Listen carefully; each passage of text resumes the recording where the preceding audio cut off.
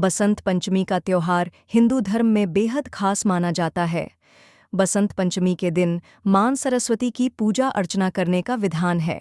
ऐसा कहा जाता है कि इस दिन सरस्वती पूजा के दौरान व्रत कथा का पाठ जरूर करना चाहिए।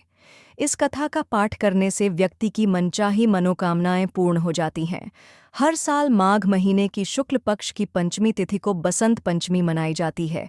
इस दिन को ज्ञान, संगीत और कला की देवी मां सरस्वती का प्राकट्य दिवस के रूप में भी मनाया जाता है। इस दिन को आर्षि पंचमी और सरस्वती पूजा के नाम से भी जाना जाता है। इस बार बसंत पंचमी का त्योहार 3 फरवरी यानी आज मनाया जा रहा है। बसंत पंचमी के खास अवसर पर देवी सरस्वती की पूजा अर्चना करने का विधान है। धार्मिक मान्यता है कि मां सरस्वती को पीला रंग बेहद प्रिय है, इसलिए लोग इस दिन पीले रंग के कपड़े पहनते हैं और मां सरस्वती को पीले फल व फूल और मीठे पीले चावल का भोग लगाते हैं।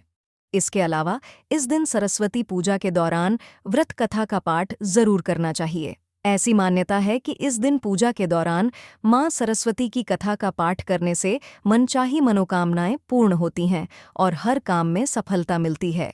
ऐसे में चलिए सुनते हैं बसंत पंचमी की कथा।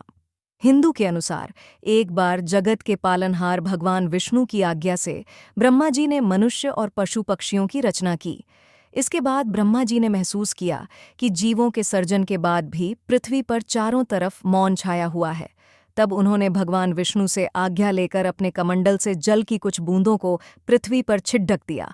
जल की इन बूंदों पृथ्वी पर एक अद्भुत शक्ति अवतरित हुई। 6 भुजाओं वाली इस देवी के एक हाथ में पुष्प, दूसरे हाथ में पुस्तक, तीसरे और चौथे हाथ में कमंडल और बाकी के 2 हाथों में वीणा और माला विराजमान थी। यह देवी और कोई नहीं बल्कि स्वयं मां सरस्वती थीं। उन्होंने ब्रह्मा जी को प्रणाम किया।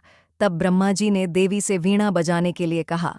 जब देवी ने मधुर नाद किया तो पृथ्वी के सभी जीव जंतुओं को वाणी सुनने को मिली और पृथ्वी पर उत्सव जैसा माहौल हो गया। आरषि भी इस वीणा को सुनकर झूम उठे। तब ब्रह्मा जी ने उस देवी को वाणी की देवी सरस्वती कहा।